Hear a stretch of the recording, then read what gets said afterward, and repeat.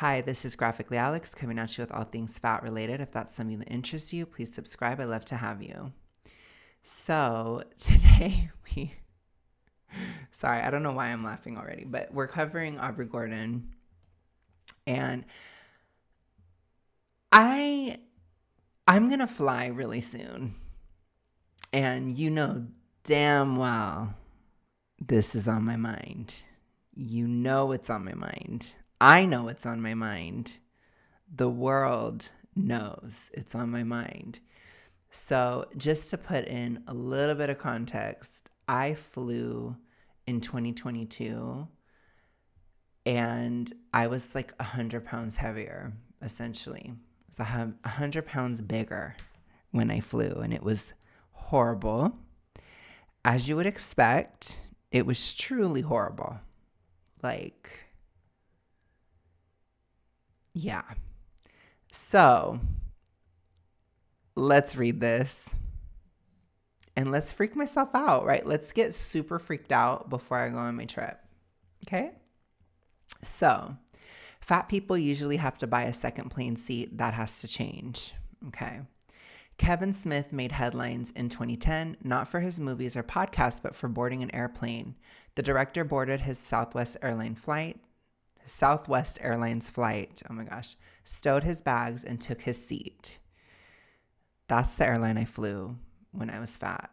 Just kidding, I still am fat. But that's the one I flew when I was bigger in 2022. Once he was settled, a member of the flight crew approached Smith and informed him that he would be ejected from the flight. Worst nightmare situation. Like, I understand like other people's perspective. I try to stay very balanced on this issue of airplanes because I can see it from both sides.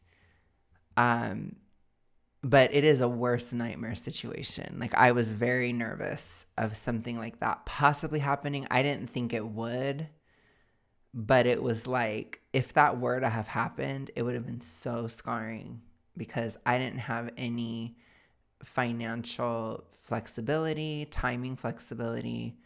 Back then, I actually, a friend had paid for me to fly to LA that year. Because she needed my support with something at the time. So I was flued out. And so I would have felt horrible if for some reason my weight had messed it up. It was very nerve-wracking, super nerve-wracking. Okay. Anyways, worst case scenario. That would be like a worst case scenario. Passengers who are unable, okay, let me see. He had violated the airline's customer size policy at the time, which the Guardian summarized. Passengers who are unable to lower both armrests when seated should book another seat because of complaints. Has received from customers whose comfort has been ruined by the encroachment of a large seatmate. So he was escorted past row after row of other passengers, excluded and publicly humiliated because of his body. Smith later tweeted that he was told he was a safety risk. Quote, I know I'm fat, but was Captain Lee Laysath really justified in throwing me off a flight for which I was already seated? Ugh. Yikes. Such a tough situation. I want to know your guys' opinions definitely on this one because I feel like it's somewhat nuanced. I mean, I understand it. I understand it all. I understand the argument that a lot of people feel where they're like, just don't fly. But sometimes you have to. It could be, I'm not going to get into like all the different reasons somebody could have to, but let's say like you had to go to a funeral or something, like it's a once in a lifetime thing. You have to get on a plane, you have to fly to that type of situation. It's a high pressure situation to do it. Now, I don't know if there are tons of very, very huge people that constantly fly all the time. I could not imagine because it's very miserable to fly. I think it's kind of miserable to fly in general, but it's very miserable to fly when you're very big. So if people do that, I don't know. I would think they'd have to probably get another seat or that kind of thing. When I was 100 pounds bigger, I was like barely on the line of being okay. It was really just this is so scarring, but I have to just be real, right? Let's be real. We're going to get to the tea. We're going to get to the goss. So for me, it was really my butt. My butt cheeks kind of would seep through underneath the armrests, but it wasn't anything else because I could kind of go like this, and it was usually okay. And I just don't use the armrest. It's horrifically uncomfortable, but I could just do this for a very long time and just kind of sit like this and then just leave it. So I didn't really get that much of a complaint because I could kind of like pretend that it was okay. A lot of times too, which this might be a controversial thing, but sometimes I will sit next to somebody else who's fat because then if we're both kind of like on each other a little bit, we both understand it. And so that has helped. There has been some moments like when I was on Southwest and I had that opportunity, sometimes I would do that because there's kind of like a fat solidarity in that moment. It's hard to explain. If you have never been that big, it is very hard to fly. It just is. So sometimes I will do that too. So it depends. I have different strategies. And then sometimes people are gracious. Like on one of the flights, they had like a kid sit next to me kind of thing, So people will be gracious a lot of times if they can. And so that's good, honestly. But not all the time, and it can be a little challenging. But I'm very aware that if I am encroaching on somebody else's space, I am in the wrong. And I'm like, what's the word? I don't know if liable is the right word, but I'm open to criticism. So I try to stay aware of that. And I know it's horrible. And I know a lot of like fat activist types would probably say that that's disgusting that I viewed it that way, but I do. Because it's kind of like uncouth. That's the best way I can describe it. So if you have to be uncouth, you got to try to like be as gracious as you can. It's tough. It's really tough. But like I said, I needed to fly for a lot of different reasons during that time. And so I did, and I don't think people understand that it can be a necessity for people. I think people don't always remember that aspect of flying. Okay, let's continue.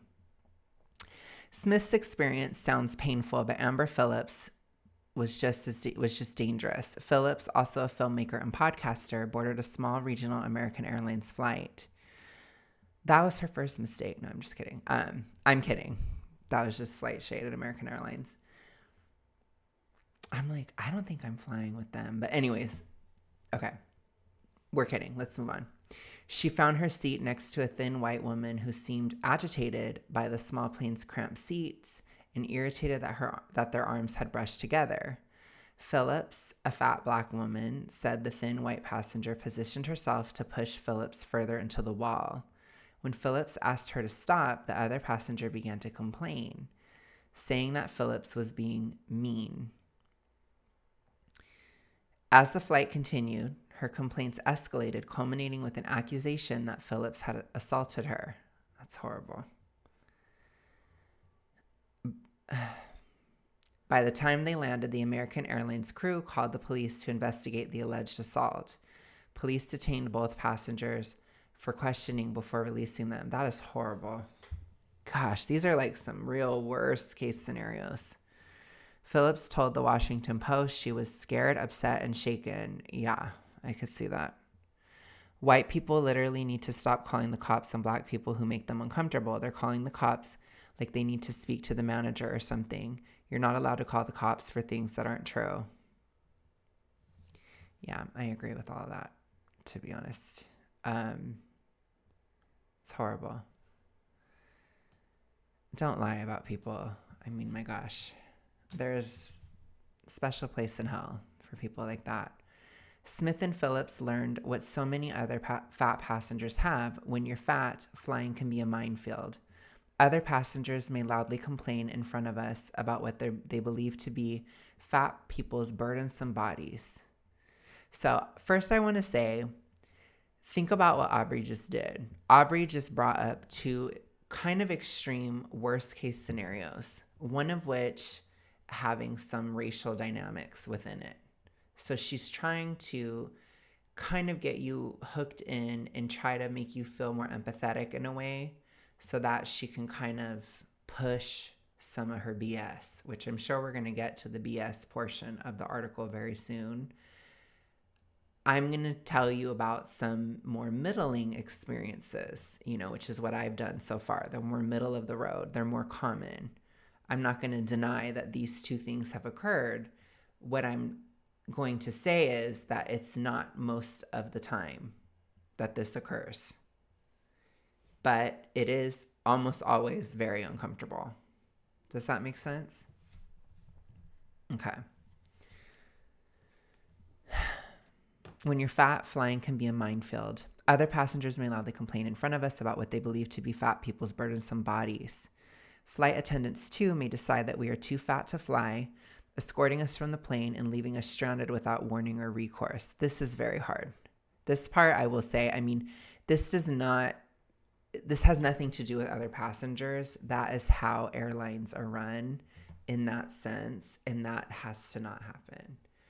So I don't know. They need to change this because that is very scary. And that's usually what I was most terrified of. Like, you guys know me, I can handle a bit of bitchitude and a little bit of argument here or there. It doesn't bother me all that much. Now, depending on the day, I will either fight back or I won't, depending on how I feel at the time. But typically, it doesn't bother me that much. I don't like it all the time, but like I said, I'm just not that sensitive about stuff like that. So, but this, like escorting from the plane and leaving stranded, that is horrifying. That to me is like the kind of thing that when I go to fly, it would shake me to my core, basically, at the possibility of that. Now, I'm not as scared this time because I've literally lost 100 pounds. So I think I'm going to be fine. But yeah, it's tricky. It's very hard. Okay. And those around us may take our photograph or film us, making another viral sensation of a fat person who dares to think we could fly with the dignity that thin people do.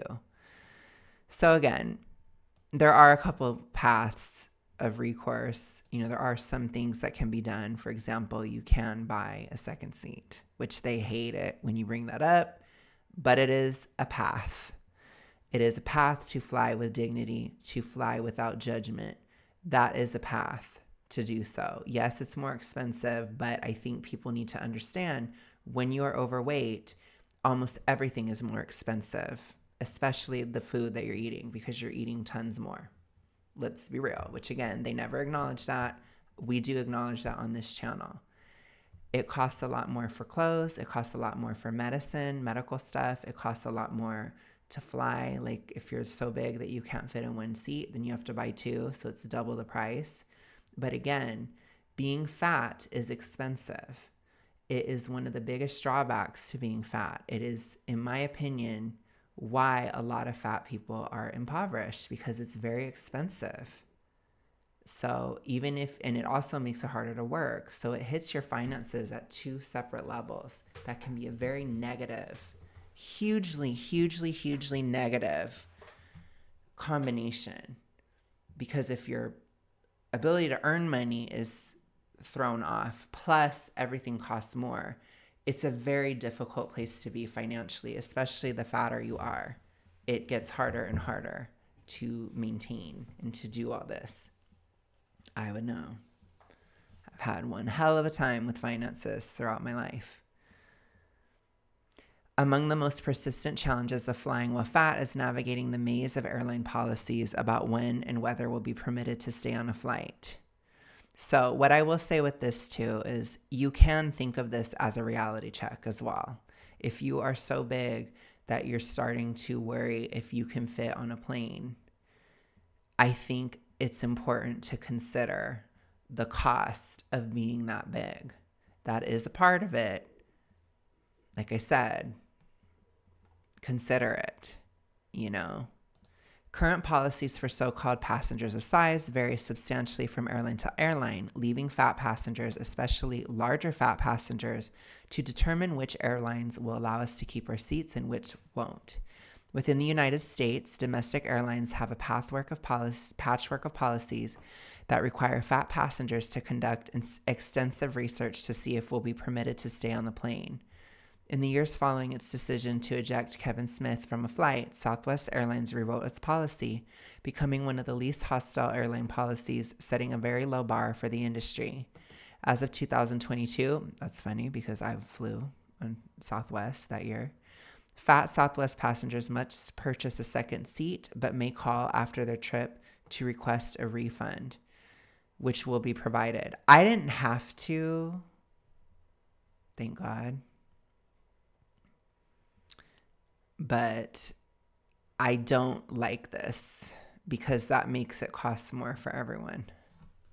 So this is where I struggle a lot with a lot of fat acceptance takes.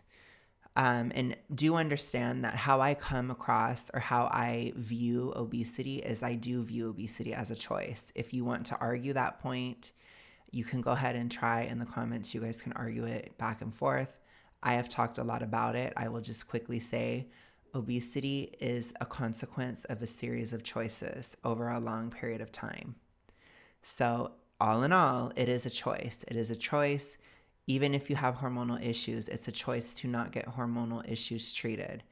Even if you have toxic ritualistic behaviors or ED, it is also a choice not to treat that or not to fight it.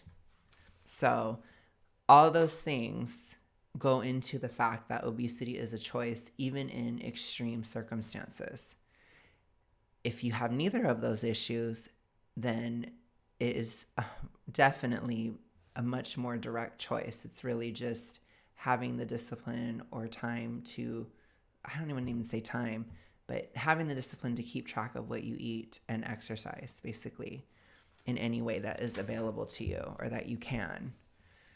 Doing your best, so to speak. If you did your best, you probably would at the very least get to a point where you can fit on a plane. Okay? Not everybody's expecting supermodel status or six-pack abs and, all that kind of stuff. That's not exactly what we're talking about here. We're talking about functionally being able to sit on a seat. Almost anybody can achieve that. Okay? So I would say basically everybody can achieve that. Okay, let's continue. Alaska Airlines requires that customers pay for a second seat if they cannot comfortably fit within one seat with the armrest in the down position. Fat passengers can call customer service to request a refund for the second seat after travel, but it will only be granted if the flight had at least one vacant seat. That's a more fair policy. So that one I like more. That's a better one. Because what I was trying to say about this, sorry, I kind of missed my point, is that with the understanding, we will say that obesity is a choice, it is not fair for your expensive choice to be obese to be passed on to other people who did not make that choice. That is how I view it. I think it is wrong to charge everybody more because you are fat. That is wrong to me. That is very wrong to me. If you want to be loud and proud and fat and do this whole thing, you have to bear the cost of it. I do not like trying to force other people to bear the cost of choices that you are making. I am not a fan of that in any way, shape, or form. And it definitely applies to obesity, very, very much so. I think that is wrong. So, like I said, this Alaska Airlines policy, I think that that's better. So if there was one vacant seat, then they'll pay it back. I think that works. Hawaiian Airlines recommends that fat passengers buy a second seat, but notes if it's booked online, that second seat is not guaranteed to be adjacent. Fat people must pay for a second seat, even if we cannot use it. That's a horrible policy. So that is stupid. Okay. Some airlines don't even make available the information we most need in order to navigate their policies. Policies may require us to fit in a seat, but never disclose the seat's width. Yeah, that's I appreciate, this is where I'm like, okay, Aubrey has a point here. I'm going to have to give her a little bit of flowers for this. This stuff makes sense to me. And there isn't really a reason why airlines can't list this stuff online. There's no reason why they can't do that. United Airlines, for example, requires that passengers be able to buckle their seatbelt with one extension. They provide the length of the extender, but not of the seatbelt itself, making it difficult for fat passengers to know for sure whether or not our measurements will pass muster. Okay. If flight crew decide on the day of the flight that a fat passenger should have purchased a second seat, in order to stay on the flight, that fat passenger will need to pay for an additional ticket at the day of rate. Spirit Airlines requires purchase of a second seat. Spirit is a horrible airline. Sorry. Oh, I don't know why I'm like having reactions to these airlines. I'm like, oh. Like I keep thinking of like my experiences on them, and I'm like, ooh. I don't even think I've flown on Spirit. I think I flew on the Australian version, which is called Jetstar, and it was horrible. So I think just by association, I have an internalized bias against Spirit Airlines. Sorry. Okay. Let's come back to center. Spirit Airlines requires purchase of a second seat if a passenger is unable to sit in a single seat with the armrest lowered, but doesn't disclose the distance between those armrests. Conversely, Delta Airlines shares its measurements for seat width and legroom, but does not disclose when or whether fat passengers may be deplaned. Yeah, it's tricky because it's very it's kind of subjective. So I think that is a very tricky thing, and clearly there hasn't been a resolution to these issues. I'm interested in what your ideas are though, because I don't know how to fix it because it's so subjective. Like people, like you can't really judge it by weight because people wear their weight differently. Some people it would be fine, some people it wouldn't. It's like I don't know. It's tricky. I don't know. But I think too, they're worried about it. Like I think the airlines are worried about doing this, like making these policies and stuff. So they just keep it kind of ambiguous so that they can just do it when you're there. And it's like, that's horrible. Like you should be able to tell if you can fit or if you have to buy a second seat before you show up. I agree with that. I think that's a start to helping this issue because I don't think we should be encroaching on other people's seats. And, you know, these types of situations I don't think are necessary to happen. That's all I'm trying to say. American Airlines and JetBlue go one step further, disclosing neither their seat measurement nor their policies for removing fat passengers from flights. Gosh. Fat passengers' travel plans and often our dignity hang in the balance. So to me, this is a little bit too much. It's a little too heavy, pun intended. But the travel plans, absolutely, that I can understand. Airlines outside the U.S. have a similarly mixed bag of policies. Recently, in trying to find a flight for a work trip to Ireland, I found most airlines do not publish their policies for the seating and treatment of fat passengers. It's probably because I don't know how much less of an issue, but it's got to be less of an issue than in America. Definitely. The customer service employees of 3 different international airlines couldn't tell me if they had a policy. That's bad. So I hate to say I'm agreeing with her a little bit here. This is kind of scarring to me, but I have to call a spade a spade. They should know this. The customer service employees of 3 different, I already read that, couldn't tell me if they had a policy, which likely means they don't. If that's the case, the fate of fat passengers like me is left to the discretion of whoever happens to be the flight crew on our trip. Without guidance, flight attendants are left to decide on a course of action when faced with complaints from thin passengers, handling customer service and stopgap policy creation at once. Fat passengers' travel plans often our dignity hang in the balance. Again, it's a little bit too dramatic as drama, but I understand this part. The travel plans, yes. If that flight attendant believes we should stay on the flight, we must stay. If they think we need to be deplaned, they will deplane us. but we won't know if we make the cut until the flight takes off. Notably, Canada's airline policies offer a bright spot. Okay, let's see. In 2008, Canadian courts ordered airlines to let fat and disabled travelers fly for the price of one ticket without any additional upcharges. Airlines claimed the cost would be untenable, but the Council of Canadians with Disabilities found it would cost the nation's largest air carriers less than $1 Canadian per ticket. Today, Canadian airlines like buses, boats, and trains before them provide fat and disabled people transport for the same price as thin, non-disabled passengers. Okay.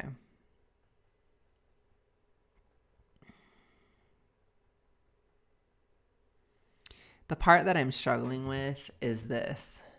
I have a hard time believing this. So I would need to see this. But I would guarantee that those costs would go up if there were more and more and more very fat people. Does that make sense? So I think if there's like a very few amount, then which again, there would have been a lot less in 2008 than now.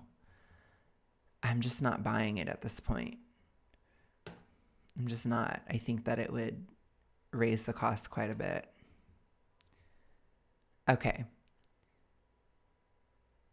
Airline policies vary widely from carrier to carrier, country to country, but all of them have one thing in common. They prioritize the comfort and preferences of thin people over the needs and dignity of fat people. Sorry. That's just so dramatic. Oh my gosh. Thin passengers complaining is a frequent trigger for fat passengers being escorted from the plane away from the disapproving gaze of thin passengers. It's because if they paid for their seat, then they deserve their seat. Does that make sense to you, Aubrey?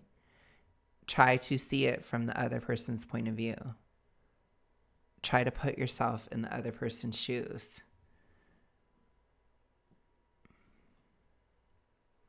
Those complaints are sometimes lodged without recognition of the power the instigators hold. If they get their way, a fat passenger will be kicked off their flight. Sometimes they won't be offered another flight. Other times they won't be offered a refund. Thin passengers may not know the impact that their complaints have on fat passengers. But even if they don't, complaining to a flight attendant about another passenger's body in their presence is a cruel gesture of judgment. Most airline policies lend credence to that entitlement and prejudice. Oh my gosh. Okay. I would say here, in most cases, I personally probably wouldn't say anything, especially because I've been that fat person on a plane. So I understand it. And I have a much lower expectation for comfort on a flight, especially if I'm flying coach. So I typically wouldn't, but there would be a point where it would be untenable. And I think that needs to be acknowledged too. Again, because it is so subjective, it's very hard. With a lot of things with flying are unpredictable. You have no idea how big the person is next to you. You have no idea the circumstances of the flight. Like, you have no clue what you're going into, no matter what. So I do think it's a little bit challenging for them to have policies because there are always going to be different situations. But like I said, if somebody was so big that they were almost completely on my seat, or I basically had no room whatsoever, I would have to say something. You know, if it's completely untenable, you're going to have to do something about it. I'm sorry. You're going to have to buy a second seat. And I do think that a fat person needs to have an awareness of where that lies. You know, at 370 pounds, my butt cheeks were oozing underneath. And I could kind of go like this. So my butt would touch, which I hated. But I would try to sit in like the aisle most of the time so I could kind of like shift my butt off to the side as much as I could so that it would be less. I would do my best. Okay, like I would try my best, which that's another thing too. If you try your best, you might not get a complaint as well. So I will say that as a bit of advice too. But it sucks to fly fat. It really does. But you do need to consider the other person. You need to. It's not all about you. It's not all about a fat person on a plane. Like, you have to think about the other person. They have just as much of a right. They paid just as much. All of that. It's not fair. Okay? So, anyways, most airline policies lend credence to that entitlement and prejudice, accepting complaints of thin passengers as issues of customer service and treating the needs of fat passengers as a nuisance.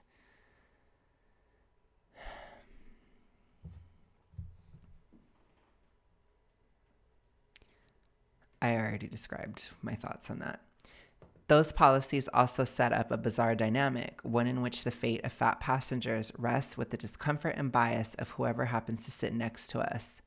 Our ability to fly isn't determined by our ability to pay or our conduct on the flight, as it might be for thinner people. It's determined by exclusionary policies and callous complaints from passengers, usually ones who are thinner than us.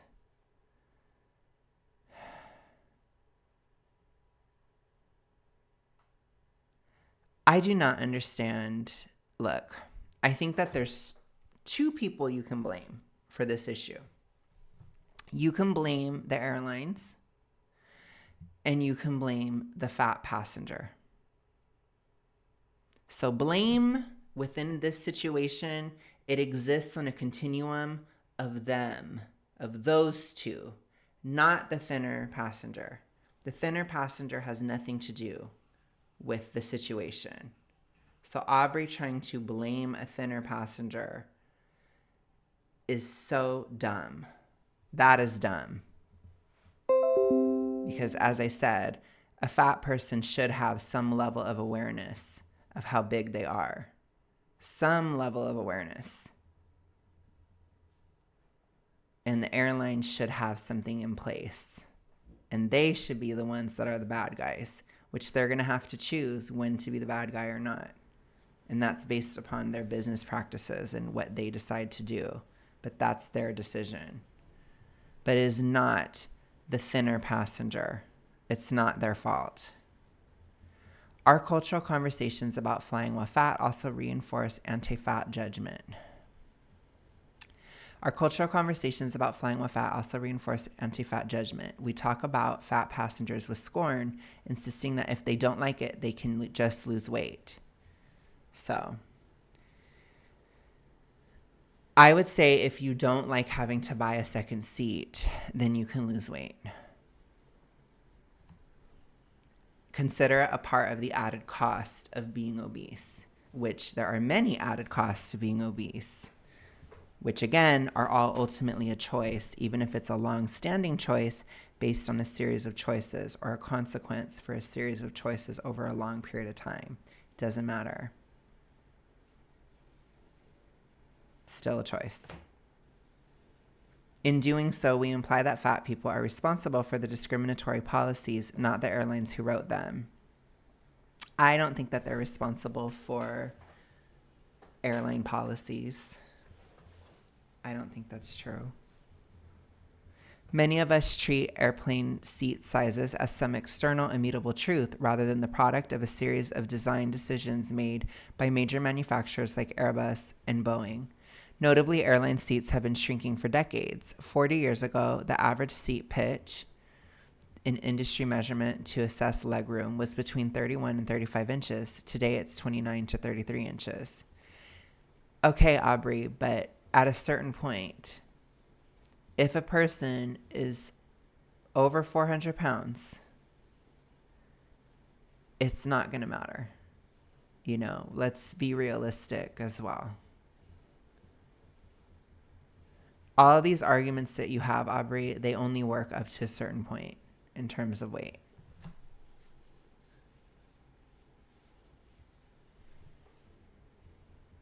Similarly, seats that once measured 18.5 inches across are now just 17 inches wide.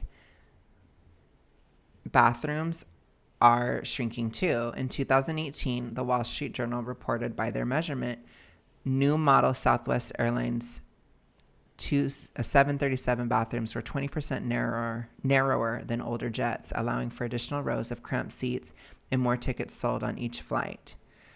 Okay. This is not a lot of inch. This is 1.5 inches, Aubrey. So I don't know how many inches I've lost in my ass, but in terms of like my waist, before I started losing weight, like when I was at my highest, I didn't even measure it completely, but I was probably about 58 inches of a waist. And today, I believe I'm 36.5. And that's like above the belly button area. So I've lost a hell of a lot of inches, over 100 pounds. 1.5 inch, it's not that drastic. Again, it would only work to complain about this maybe from like 15 pounds of a difference, tops, for 1.5 inches. Come on, Aubrey. It doesn't work for like over 100 pounds overweight, 200 pounds overweight. It doesn't work. 300 pounds overweight. It doesn't work. This argument doesn't work. Anyways. Still, when thin people are uncomfortable on a flight, instead of leveling their frustrations at the manufacturers who built such small, uncomfortable seats or the airlines that oversell flights, they aim at the easiest target, the fat person sitting next to them. They're just aiming at the person who's bothering them. That's all. Many of us readily blame fat people for the fate that befalls them, never reckoning with the ways at which our bodies are excluded and ignored. As I said, I personally take a gray area approach to this. That's just how I view it. Because it's subjective, you have to make a decision. But again, it does require some kind of self-awareness on the fat person's part. If you are really, really, really big to the point where another person cannot actually sit next to you and you refuse to buy another seat, then you're going to have a problem. That's all. As it stands, most public spaces are built for a minority of bodies that are thin and non-disabled, as well as bodies that are white, cis, straight, and otherwise on the upside of power. This has nothing to do with a plane.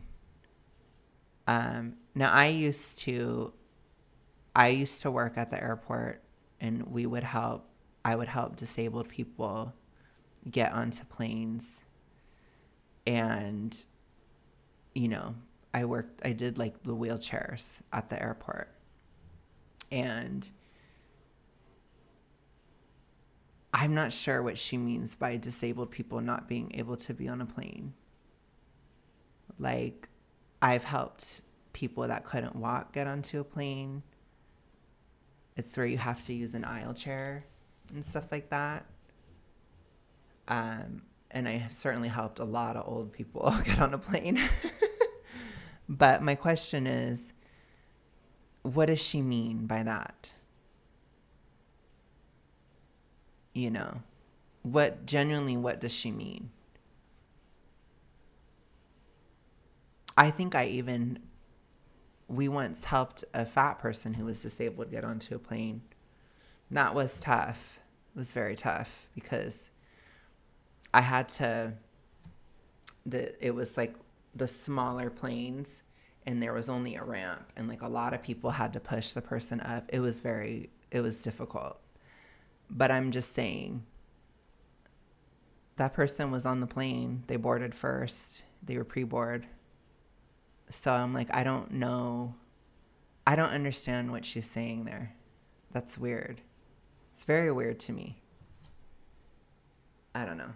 I guess she just expects you to not understand that there's actual policies for disabled people for airplanes. I don't know if she knows that or something. It's weird. I don't know why she's including that in there. And certainly your race, or if you're straight or gay or whatever, or cis, I don't know what that has to do with the plane. Like, I don't even know what she's saying there at all. There's like not any, I don't know. Like, is she saying the seat has a gaydar in it or something and it won't let me sit there if I sit in it? Like, what the hell is she even saying? Like, I think we do need to question when people just throw that out there. It's like, what are you even really saying? You know? I never sat on a seat and somebody scanned me and was like, you're gay. You can't sit here. That has never happened to me. So, again, I'm not saying that bigotry doesn't exist or anything like that, but I am saying that that's an issue within passengers and within people. I don't see that as an issue within an actual airline. I just think that that sounds really weird. At least not when I worked at the airport. I don't even know how she could think that. Like, that's where I'm at. As somebody who has worked with a lot of planes, worked with a lot of passengers, I do not know what the hell she's talking about. I really don't. So that's pretty wild.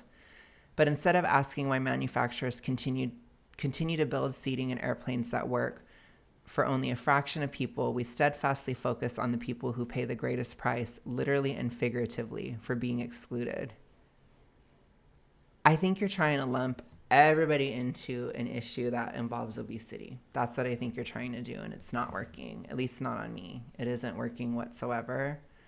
It literally has to do with size and like actual matter. You know, like there's just a lot more molecules on a fat person. It's hard to fit in a smaller space. You know, we're getting into some very basic physical characteristics and physics when we're talking about this. It's ridiculous, Aubrey. I guess that was the end. But wow.